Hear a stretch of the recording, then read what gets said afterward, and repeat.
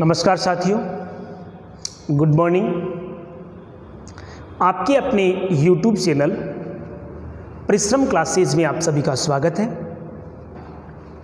दोस्तों, हम बात कर रहे हैं भारत के भूगोल के बारे में, इंडिया ज्योग्राफी के बारे में।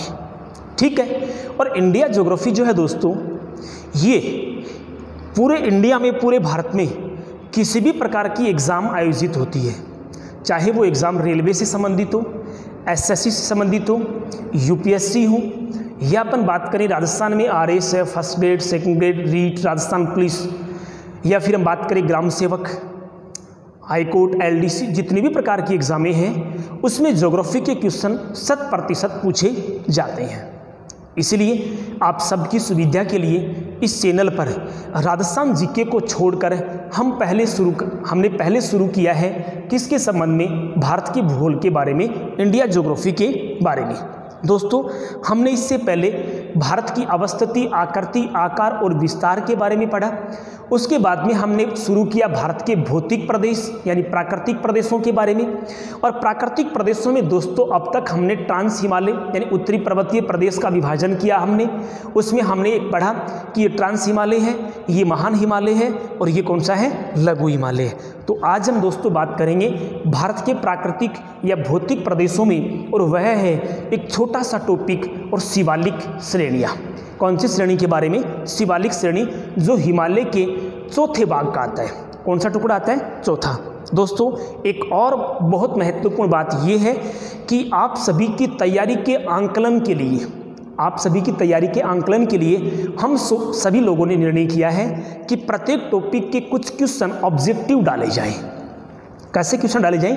ऑब्जेक्टिव क्वेश्चन डाले जाएं। और ऑब्जेक्टिव जो क्वेश्चन है दोस्तों, उनके लिए एक खास बात है। अगर क्वेश्चन तो 15 से 20 या 30 डाले जाएंगे प्रतिदिन, लेकिन प्रत्येक क्वेश्चन का आंसर बताने के बाद उसी क्वेश्चन में और कितने क्वेश्चन बन सकते हैं, यानी एक क्वेश्चन में लगभग 10 से 12 क्वेश्चन और बन सकते हैं, उनको भी व्याख्या सहित आपको साथ साथ में समझाया जाता है। और उस चैनल का नाम है जीके बाई सुनील सर। इस नाम से आप YouTube पर सर्च कर लें, आपको राजस्थान ज्योग्राफी के और इंडिया ज्योग्राफी के कुछ क्वेश्चन उपलब्ध करवाए जाएंगे प्रतिदिन। डेफिनेट, चाहे कुछ भी हो, सर्दी, गर्मी, वर्षा, कुछ भी हो, लेकिन प्रतिदिन आप सभी की सुविधा के लिए हम शुरू कर रहे हैं एक नया चैनल जिसका नाम है जीके बाई सुनील सर। और उसमें प्रतिदिन कैसे क्वेश्चन डाले जाएंगे? ऑब्जेक्टिव क्वेश्चन डाले जाएंगे, और डाले जा रही है। ऑब्जेक्टिव क्वेश्चन डाले जा रहे हैं, और वो भी व्याख्या सहित डाले जा रहे हैं। तो इसको आप देखना न भूलें, क्योंकि एक कारण उसके लिए दोस्तों ये है कि आपको खुद को पता लग जाएगा कि वास्तव में मैंने अब तक कितनी तैयारी कर रखी है, क्योंकि उसके आंसर आपको बताने हैं और उसके बाद हम आपको बताने वाले हैं। ठीक है दोस्तों, चलो तो इसको आप ज़रूर सर्च करें, सब्सक्राइब करें, लाइक करें और शेयर करें। चलिए दोस्तों, आगे हम बात करते हैं उत्तरी पर्वतीय प्रदेश। हमने भारत के प्राकृतिक प्रदेशों में हम पहला ही टॉपिक पढ़ रहे हैं, और उसका नाम है उत्तरी पर्वतीय प्रदेश, या फिर उसे हम कह सकते हैं हिमालय। क्या कह सकते हैं? हिमालय। दोस्तों, नेक्स्ट जो वीडियो आएगा वो हिमालय की उत्पत्ति के संबंध में आएगा, कि वास्तव में हिमालय की उत्पत्ति कैसे हुई है, जिसके बारे में हम ये बातें कर रहे हैं। उत्तरी पर्वतीय प्रदेश को दोस्तों हमने विभाजित किया था, एक ट्रांस हिमालय में, फिर एक हमने पढ़ा था महान हिमालय में, और एक हमने पढ़ा है लघु हिमालय के बारे में। और आज जिसके बारे में दोस्तों हम पढ़ने वाले हैं वह कौन सी है? शिवालिक पर्वत श्रेणियाँ। शिवालिक पर्वत श्रेणियाँ। ठीक है, शिवालिक पर्वत श्रेणियाँ पढ़ेंगे। ठीक है, ये भाग हम पहले पढ़ चुके हैं, इनके प्रत्येक की अलग अलग से वीडियो हम डाल चुके हैं, क्लास हो चुकी है। ये बात आपको तब समझ में आएगी जब दोस्तों आप इन दोनों को बड़ो गहराई से पढ़ेंगे, आप इनका बड़ी गहराई से आप अध्ययन करेंगे, तब जाकर आपको ये बात समझ में आएगी। ठीक है, तो इसके लिए दोस्तों हमें क्या करना है? हमें इसके लिए एक भारत का रेखा चित्र तैयार करना है। तो हम फटाफट एक भारत का रेखा चित्र तैयार करते हैं, क्योंकि आपका ज़्यादा समय यहाँ खराब नहीं करेंगे। ठीक है, और हम बात करें ये इस तरह से यूँ, चलो ठीक है। दोस्तों, एक हमने इधर से पर्वत श्रेणी के बारे में पढ़ा था, एक विभाग हमने यहाँ पढ़ा, उसका नाम था ट्रांस हिमालय। कौन सा था? ट्रांस। उसके बाद में दोस्तों इस तरह पश्चिम से पूर्व या पूर्व से पश्चिम की ओर हमने एक बड़ी पर्वत श्रेणी के बारे में पढ़ा, और वह भाग कौन सा था? महान हिमालय, आंतरिक हिमालय, सह्याद्री हिमालय या वृहद हिमालय। ठीक है। उसके बाद में दोस्तों उससे नीचे जो हमने पढ़ा वह पढ़ा था हमने लघु हिमालय के बारे में। ठीक है। इससे पहले वाली क्लास में दोस्तों हमने लघु हिमालय के बारे में ही पढ़ा है। ठीक है। उसके बाद में यानी लघु हिमालय को दोस्तों मध्य हिमालय भी कहा जाता है। क्या कहा जाता है? मध्य हिमालय भी कहते हैं। इसी तरह महान जो है, इस महान हिमालय को दोस्तों हम वृहद हिमालय या फिर हम उससे कहते हैं सह्याद्री हिमालय, या फिर हम इसे दोस्तों कहते हैं क्या? महान, वृहद, सह्याद्री, या फिर है वो आंतरिक हिमालय। कौन सा हिमालय? आंतरिक हिमालय, इसके संबंध में। ठीक है। आज हम बात कर रहे हैं, चौथा पार्ट है शिवालिक पर्वत श्रेणी। ठीक है दोस्तों, शिवालिक पर्वत श्रेणी इस तरह से सतत नहीं है, ये असतत है दोस्तों। ठीक है। जैसे शिवालिक पर्वत श्रेणी का विस्तार पाकिस्तान में एक बेसिन स्थित है जिसका नाम है पोतवार का बेसिन। ये भी बड़ा महत्वपूर्ण क्वेश्चन है। ये विश्व ज्योग्राफी, वर्ल्ड ज्योग्राफी जब आप पढ़ते हैं, Rajasthan police, Delhi police, railway, NTPC group D की एग्ज़ाम जो होती हैं, उन एग्ज़ामों में विश्व ज्योग्राफी के संबंध में पूछा जाता है कि पोतवार बेसिन निम्न में से कहाँ स्थित है। तो पोतवार बेसिन कहाँ स्थित है दोस्तों? पाकिस्तान में स्थित है। तो अपन यहाँ बात कर रहे हैं कि शिवालिक जो पर्वत श्रेणी है, ये शिवालिक पर्वत श्रेणी कहाँ से? ये शिवालिक पर्वत श्रेणी पाकिस्तान के पोतवार बेसिन से लेकर दोस्तों नेपाल से एक नदी आती है, उस नदी का नाम है कोसी नदी। क्या नाम है? कोसी नदी। हालांकि हम बात करें कि शिवालिक श्रेणी का मुख्य जो भाग है वो तो उत्तर पश्चिम में पाकिस्तान के पोतवार बेसिन से शुरू होती है। ये इस तरह से जम्मू कश्मीर, हिमाचल प्रदेश, उत्तराखंड, और उसके बाद में यहाँ जाकर कहाँ तक फैला है? कोसी नदी तक। ये कोसी नदी तक तो अलग से फैला हुआ है। आगे हम पूर्व में जाएं तो यह दोस्तों लघु हिमालय में मिल जाता है। किसमें मिल जाता है? यहाँ जो इसकी पर्वत श्रेणियाँ हैं वो कौन से हिमालय में मिल जाती हैं? लघु हिमालय में मिल जाती है। ठीक है दोस्तों। अगर दोस्तों हम बात करें कि यह शिवालिक श्रेणी उत्तर पश्चिम में बात करें तो उत्तर पश्चिम में इसकी चौड़ाई 50 किलोमीटर है लगभग। उत्तर पश्चिम में इसकी चौड़ाई कितनी है? लगभग 50 किलोमीटर है। और दोस्तों ये नेपाल की तरफ है। ये जब कोसी नदी के पास जाती है तो वहाँ इसकी चौड़ाई घटकर कितनी हो जाती है? 15 किलोमीटर हो जाती है। कितनी हो जाती है? 15 किलोमीटर। इस बात से अपने यहाँ स्पष्ट ये होता है कि शिवालिक श्रेणी उत्तर पश्चिम में तो ज़्यादा चौड़ी है, और पूर्व की ओर जब जाते हैं तो इसकी चौड़ाई क्या हो जाती है? कम। आप देख सकते हैं 15 किलोमीटर और कितने किलोमीटर है? 50 किलोमीटर की संबंध में यहाँ पर दी है। दोस्तों अगर हम बात करें कि यह शिवालिक श्रेणी जो है इसकी औसत ऊंचाई कितनी है, औसत ऊंचाई कितनी है, तो दोस्तों शिवालिक श्रेणी की औसत जो ऊंचाई है वो 920 मीटर से लेकर यह 1200 मीटर के बीच स्थित है। देखिए हमने इधर बात करी 3700 मीटर ट्रांस हिमालय में, महान में हमने बात करी 6000 मीटर, लघु हिमालय में हमने बात करी 3000 मीटर, और यहाँ हमने बात करी अधिकतम ऊंचाई कितनी है? 1200 मीटर। तो इस बात से दोस्तों यह बात स्पष्ट होती है कि शिवालिक श्रेणी हिमालय का सबसे निम्न भाग है, सबसे कम ऊंचाई वाला भाग है, जो लगातार फैला हुआ नहीं है, असतत रूप से है, टुकड़ों में है। ये कहीं तो है, कहीं नहीं है, कहीं है, कहीं नहीं है। इस तरह ये असतत रूप से दोस्तों फैला हुआ है। तो इस बात का भी आपको यहाँ ध्यान रखना है। ठीक है दोस्तों, अगर हम बात करें कि शिवालिक पर्वत श्रेणियों है, इन शिवालिक पर्वत श्रेणियों का जन्म कब हुआ, तो शिवालिक पर्वत श्रेणियों का दोस्तों जन्म जो है ये मायोसीन कल्प से लेकर, कौन से? मायोसीन कल्प से लेकर यह प्लिस्टोसीन कल्प के मध्य, मतलब ये इसका समय है। कभी कभी दोस्तों एग्जाम में क्वेश्चन पूछ लिया जाता है कि शिवालिक पर्वत श्रेणी का निम्न के मध्य जन्म हुआ है, तो मायोसीन कल्प से शुरू हुई और कौन से में, प्लेस्टोसीन कल्प के समय इसमें कुछ चट्टानों का क्या हुआ है, जन्म हुआ है, या इसके निर्माण की प्रक्रिया शुरू हुई है।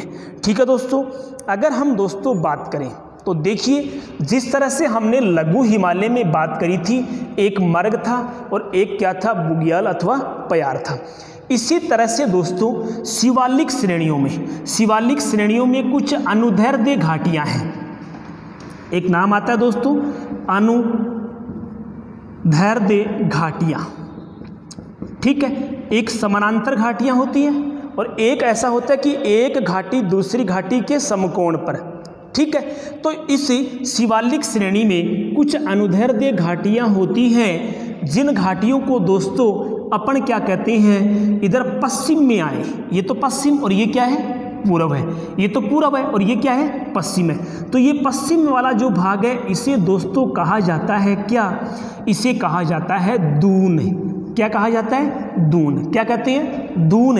और दोस्तों पूर्व में जब आते हैं तो इन्हीं घाटियों को, इन्हीं अनुदैर्ध्य घाटियों को हम क्या कहते हैं, द्वार कहते हैं। क्या कहते हैं, द्वार। ठीक है, तो दून, जैसे नाम आपने सुना होगा देहरादून। क्या नाम सुना है, देहरादून। इसी तरह से आपने नाम सुना होगा हरिद्वार, हरिद्वार। तो क्वेश्चन एग्जाम में ये आता है दोस्तों कि शिवालिक श्रेणी के पश्चिमी हिस्से की अनुदैर्ध्य घाटियों को कहा जाता है, तो पश्चिम में तो क्या कहते हैं, दून कहते हैं। अगला क्वेश्चन दोस्तों ये है कि शिवालिक जो श्रेणी है उस शिवालिक श्रेणी के पूर्वी अनुदैर्ध्य घाटियों को किस नाम से जाना जाता है, तो पूर्व में स्थित अनुदैर्ध्य घाटियों को क्या कहा जाता है, द्वार कहते हैं, जैसे हरिद्वार, और पश्चिम में कहते हैं दून, जैसे क्या नाम आता है, देहरादून। क्या नाम आता है, देहरादून। तो ऐसे ऐसे टाइप के दोस्तों एग्जाम में क्वेश्चन पूछे जाते हैं। ठीक है दोस्तों, अगर हम बात करें तो आगे जाने के बाद शिवालिक श्रेणियां जब अरुणाचल प्रदेश में जाती हैं, कहाँ जाती है, अरुणाचल प्रदेश में ये जब पहुँचती है तो अरुणाचल प्रदेश में कुछ समानांतर पहाड़ियाँ स्थित हैं। कौन सी पहाड़ियाँ, ये इस तरह से कुछ समांतर। एक मिनट मैं देखता हूँ क्या ये हिस्सा यहाँ दिखाई दे रहा है या नहीं दे रहा है। चलिए दोस्तों हम इसे थोड़ा अलग बनाते हैं। ठीक है, इसे थोड़ा सा अपन अलग बनाएंगे ताकि आप इस बात को भली प्रकार से समझ सकें। ठीक है, तो इसको अपन अलग बना लेते हैं।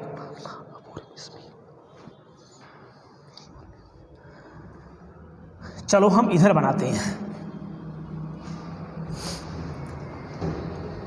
ठीक है, देखिए इस तरह से ये नेपाल वाला भाग, उसके बाद सिक्किम, उसके बाद यो अरुणाचल प्रदेश। ठीक है, इस तरह से त्रिपुरा और ये हिस्सा। हमने यहाँ तक तो शिवालिक श्रेणी की बात कर ली है, क्योंकि कोसी नदी तक, बिहार का शोक कोसी नदी को कहते हैं, नेपाल से आती है। ठीक है, यहाँ तक हमने बात कर ली। आगे मैंने बताया कि ये शिवालिक जो श्रेणी है वो आगे आने के बाद किस में मिल जाती है, वो आगे आने के बाद दोस्तों लघु हिमालय में मिल जाती है। इसलिए यहाँ पर अरुणाचल प्रदेश में कुछ समानांतर पहाड़ियाँ हैं। अरुणाचल प्रदेश में क्या है, कुछ समानांतर पहाड़ियाँ हैं। तो उन समानांतर पहाड़ियों का कभी कभी एग्जाम में क्वेश्चन पूछ ले जाता है, कभी कभी एग्जाम में क्वेश्चन। जैसे यहाँ भी कुछ पहाड़ियाँ हैं, यहाँ पर भी क्या कुछ पहाड़ियाँ हैं जो पश्चिम से पूर्व या पूर्व से पश्चिम में है। जैसे दोस्तों इसको हम क्या कहते हैं, जैसे यहाँ पर 3 कीपाकार पहाड़ियाँ हैं और वही जिम्मेदार है मेघालय में सबसे अधिक वर्षा वाला जो स्थान है, मासिन राव जो स्थान है, वहाँ पर सबसे अधिक वर्षा होती है इन 3 पहाड़ियों के कारण ही होती है। इनकी आकृति कीमे के अनुसार के कीप के आकार की है, इसी वजह से यहाँ पर क्या होती है, तो इनका भी क्रम है। सबसे पहले इधर जो है उसका नाम है गारो, ये जो है उसका नाम है खासी। कौन सी है, खासी, और उसका नाम क्या है, जयंती। क्या नाम है, जयंती। तो गारो, खासी और जयंती। तो ठीक है, तो इनका भी क्रम पूछ लेते हैं कि पूर्व से पश्चिम क्रम। तो पूर्व में पहले कौन है, जयंती, फिर कौन है, खासी, उसके बाद में कौन है, गारो। या पश्चिम से पूर्व क्रम पूछे जाए तो पहले कौन है, गारो, उसके बाद में कौन है, खासी, उसके बाद में कौन है, जयंती है। इसी तरह से अरुणाचल प्रदेश में भी यहाँ पर क्या है, 4 पहाड़ियाँ स्थित है, ठीक है, जिसमें सबसे पहले वाली है दोस्तों डाफला। सबसे पहले वाली कौन सी है, डाफला। ये अरुणाचल प्रदेश में पहाड़ियाँ जिनको कहा जाता है डाफला। डाफला छोटी छोटी पहाड़ियाँ हैं, डाफला की पहाड़ियाँ। उसके बाद में जो पहाड़ियाँ आती हैं दोस्तों उसका नाम है अबोर की पहाड़ियाँ। कौन सी पहाड़ियाँ हैं, अबोर की पहाड़ियाँ। उसके बाद में जो अगली पहाड़ी का नाम आता है उसका नाम है मीरी। उसका नाम क्या है, मीरी पहाड़ियाँ, ठीक है। और उसके बाद जो नाम आता है उसका नाम है दोस्तों मिसमी पहाड़ियाँ। कौन सा नाम आता है, मिसमी पहाड़ियाँ। तो ये क्रम है, ये क्रम का मतलब पश्चिम से पूर्व। पश्चिम से पूर्व अगर पूछा जाए, क्या पूछा जाए, पश्चिम से पूर्व कि अरुणाचल प्रदेश में स्थित पहाड़ियों को पश्चिम से पूर्व में व्यवस्थित कीजिए, पश्चिम से पूर्व की ओर व्यवस्थित कीजिए। तो पश्चिम में सबसे पहले है डाफला, उसके बाद में कौन है, अबोर, उसके बाद में 3 नंबर कौन है, मीरी, और 4 नंबर कौन है, मिसमी। तो ये शिवालिक पर्वत श्रेणियों में स्थित कुछ छोटी छोटी पहाड़ियाँ हैं जो सभी कौन से राज्य में स्थित है दोस्तों, ये सभी अरुणाचल प्रदेश राज्य में स्थित है। क्या स्थित, कहाँ स्थित है, अरुणाचल प्रदेश में स्थित है। कहाँ स्थित है, अरुणाचल प्रदेश में स्थित है दोस्तों। इसी तरह से हम दोस्तों बात करें तो देखिए अरुणाचल के पूर्व में इधर कुछ और राज्य हैं जिनकी हम दोबारा से इधर चर्चा करेंगे। तो वह कौन कौन सी है, देखिए ये तो आपने देख लिया होगा, लिख लिया होगा। चलो हम दोबारा फिर देखते हैं अरुणाचल प्रदेश में और कौन कौन सी पहाड़ियाँ हैं, नागालैंड में और कौन कौन सी पहाड़ियाँ हैं, तो उनके बारे में हम बात करें। इस तरह से दोस्तों अरुणाचल प्रदेश वाला ये भाग, ठीक है। उसके बाद में ये त्रिपुरा वाला भाग यूँ आता है, ठीक है। इस तरह से यहाँ पर उत्तर से दक्षिण में कुछ पहाड़ियाँ स्थित हैं। उत्तर से दक्षिण में यहाँ पर क्या है, कुछ पहाड़ियाँ स्थित है। अरुणाचल प्रदेश में स्थित उत्तर से दक्षिण पहाड़ियों में सबसे पहली जो पहाड़ी आती है उसका नाम आता है पटकोई बूम। क्या नाम आता है, पटकोई बूम की पहाड़ियाँ। कौन सी है, पटकोई बूम। दोस्तों पटकोई बूम की पहाड़ियाँ कहाँ स्थित है, तो पटकोई बूम की जो पहाड़ियाँ हैं दोस्तों वह कहाँ स्थित है, अरुणाचल प्रदेश में स्थित है। कहाँ स्थित है, अरुणाचल प्रदेश, अरुणाचल प्रदेश, ठीक है दोस्तों। उसके बाद उससे नीचे जो राज्य आता है उसका राज्य का नाम है नागालैंड। क्या नाम है, नागालैंड, ठीक है। और नागालैंड में जो पहाड़ियाँ हैं दोस्तों उनका नाम है नागा। क्या नाम है, नागा पहाड़ियाँ।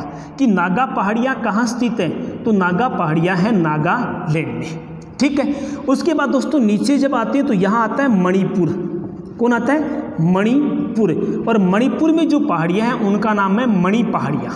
उनका नाम क्या है, मणि पहाड़ियाँ। ये मैं क्यों बता रहा हूँ, क्वेश्चन बनेगा आगे देखना आप। उसके बाद में मिजोरम में दोस्तों मिजो पहाड़ियाँ हैं, मिजो पहाड़ियाँ। मिजो पहाड़ियाँ दोस्तों ये कहाँ स्थित है, तो ये मिजोरम में स्थित है। कहाँ स्थित है, मिजोरम में, ठीक है। अब मैंने दोस्तों आपको यहाँ ये पहाड़ियों का क्रम क्यों बताया है, क्योंकि आप पीछे की एग्जाम में पूछे गए जो क्वेश्चन है उनको एक बार आप गौर से पढ़ें, उनको आप देखें तो इस तरह के क्वेश्चन उसमें पूछे जाते हैं कि पूर्वोत्तर भारत में स्थित जो पहाड़ियां हैं उनका उत्तर से दक्षिण क्रम। ये क्रम तो क्या है, उत्तर से दक्षिण की ओर। और कभी कभी दोस्तों क्रम पूछ जाता है दक्षिण से उत्तर की ओर। पहाड़ियों का सही क्रम बताइए, पहाड़ियों का क्या बताना है, सही क्रम में बताना है। तो सबसे पहले उत्तर से दक्षिण की ओर आए तो पटकोई बूम कहाँ है, अरुणाचल प्रदेश में। नागा पहाड़ियाँ नागालैंड में, मणि पहाड़ियाँ मणिपुर में, और मिजो पहाड़ियाँ कहाँ स्थित है, मिजोरम में स्थित है, ठीक है। तो ऐसे ऐसे क्वेश्चन दोस्तों एग्जाम में पूछ जाते हैं, इसलिए मैंने आपको यहाँ ये बातें बताई हैं, ठीक है। तो इनका आप यहाँ गौर करें। याद करने में केवल पटकोई बूम याद करना है जो अरुणाचल प्रदेश में है, बाकी तो सभी राज्यों के नाम के आधार पर ही है। शॉर्ट ट्रिक देखिए, इनकी ट्रिक क्या है, नागालैंड में नागा, मणिपुर में मणि, मिजोरम में मिजो, मिजो मणि नागा। समझ गए बात को, तो ये तो याद हो जाएंगी। एक ये याद करनी है आपको, पटकोई बूम जो कहाँ पर स्थित है, अरुणाचल प्रदेश में स्थित है। इसी तरह हमने यहाँ पढ़ा था, इधर हमने उत्तर से पूर्व, पश्चिम से पूर्व की ओर देखी थी, अरुणाचल प्रदेश में स्थित शिवालिक की पहाड़ियाँ। ये दोस्तों आपको बात याद रखनी है दून और द्वार की। पश्चिम में इन अनुदैर्ध्य घाटियों को क्या कहते हैं? दून। जैसे क्या कहते हैं? देहरादून। इसी तरह पूर्व में स्थित इन अनुदैर्ध्य घाटियों को द्वार कहते हैं, जैसे क्या है? हरिद्वार। जैसे क्या है? हरिद्वार। ठीक है। नेक्स्ट जो अपनी क्लास होगी दोस्तों, उस नेक्स्ट क्लास में भारत में जितने भी पर्वत हैं, जितने भी क्या हैं? पर्वत हैं, उनको पश्चिम से पूर्व के क्रम में सेट करेंगे। कि अगर पर्वतों को पूछा जाए कि पश्चिम से पूर्व का क्रम बताइए या पूर्व से पश्चिम का क्रम बताइए, जैसे अपन बात करें यहाँ पे स्थित K2 है, उसके बाद में लद्दाख में राकापोसी है, इसी तरह जास्कर जो पर्वत श्रेणी है उसमें नंगा पर्वत है, उसके बाद में आए तो धौलाधर है, बीच में पीर पंजाल आ गया, धौलाधर के बाद नंदा देवी है जो उत्तराखंड में स्थित है, उसके बाद में धौलागिरी अरुणाचल प्रदेश में है, अन्नपूर्णा धौलागिरी नेपाल में है, अन्नपूर्णा नेपाल में है, माउंट एवरेस्ट नेपाल में है, उसके बाद कंचनजंगा आता है, वो कहाँ आता है? सिक्किम में, उसके बाद में नामचा बरवा कहाँ आता है? अरुणाचल प्रदेश में आता है। तो ऐसे क्रम से भी हम इनको यादें करेंगे, एक पूरा मैप बनाएंगे अपन और सभी पर्वतों को और पहाड़ियों को, पर्वत श्रेणियों को हम क्रम से व्यवस्थित करेंगे। आप उनका स्क्रीनशॉट ले लेंगे या फिर अपनी नोटबुक में उसे नोट कर लेंगे। तो इस टाइप में पूछा गया क्वेश्चन दोस्तों आपका गलती नहीं होगा। ठीक है दोस्तों, आपको ये क्लास कैसी लगी मुझे आप कमेंट बॉक्स में ज़रूर बताएं। क्वेश्चन सर्च करने के लिए जीके बाय सुनील सर में आप सर्च कर लें, वहाँ आपको इन सभी के क्वेश्चन दिए हुए हैं, आप खुद आंकलन कर सकेंगे कि आपकी तैयारी कैसी है। ठीक है, थैंक यू, जय हिंद, जय भारत।